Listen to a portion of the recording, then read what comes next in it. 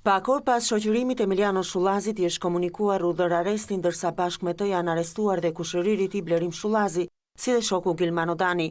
Emiliano Shullazi, person me precedent penal, u shoqërua rreth orës 21 të së shtunës në afërsi të rrugës së Kavajës tek lokali i tij, ndërsa urdhri për ndalimin e tij u lëshua nga Prokuroria e Krimeve të Rënda.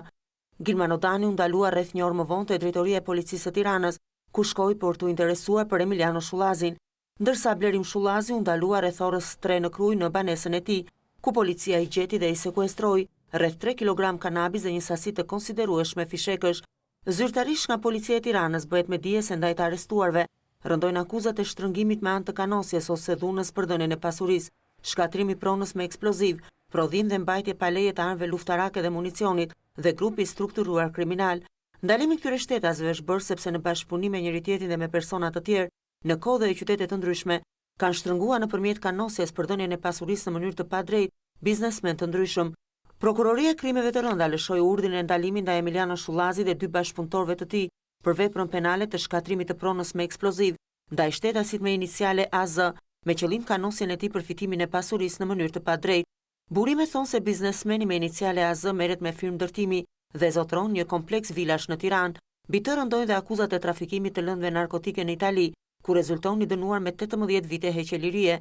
Burime për News 24 bëjnë me dije se Emiliano Shullazi, Gilmano Dani dhe Blerim Shullazi janë nën hetime dhe për kërcënim ndaj shtetasve me iniciale X, T dhe FS. Sa kaq Emiliano Shullazi pritet të merret në pyetje nga prokuror të çështjes në Drejtorinë e Policisë së Tiranës, ku ndodhet i arrestuar që prej mbrëmjes së të shtunës. Po dje ish kryeministri Berisha akuzoi kryeministrin Rama se përmes Emiliano Shullazit ka kërcënuar dekanin e Fakultetit të Shkencave të Natyrës Mynir Koni, kandidat në garën për rektor të Universitetit të Tiranës. Sipas Berishës, Shullazi ka kërkuar kandidatit Koni të hejdor nga gara, në të kundërt do t'i marrë peng djalin. Pas ndalimit të Shullazit, prokurori përgjithshëm Adriatik Llalla thiri në një takim drejtorin e përgjithshëm të Policisë së Shtetit Haki Çako, si dhe drejtues të tjerë të institucioneve përgjegjëse. Ndërkohë në një prononcim për media para drejtorisë së Policisë së Tiranës, avokati të arrestuarve Shullazi e Dani, Alban Qafa, deklaroi se ata nuk pranojnë akuzat e ngritura. Avokati tha se po pengohet në punë, duke mos u lejuar të takojë klientët e tij.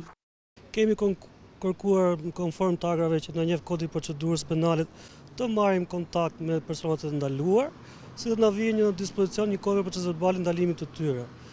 Megjithëse kemi ngulur për 4-5 orësh, na është ndaluar kjo nga oficeri i rojës dhe zyrtar të policisë të Drejtorisë së Tiranës, me arsyetimin se duhet marrim leje nga prokurori i Krimeve të Rënda që drejton hetimin ose nga prokurori i gatshëm. Të dy klientët e jonë deri në këtë moment me dijenin që kemi ne, nuk i pranojnë akuzat që janë ngritur ndaj tyre.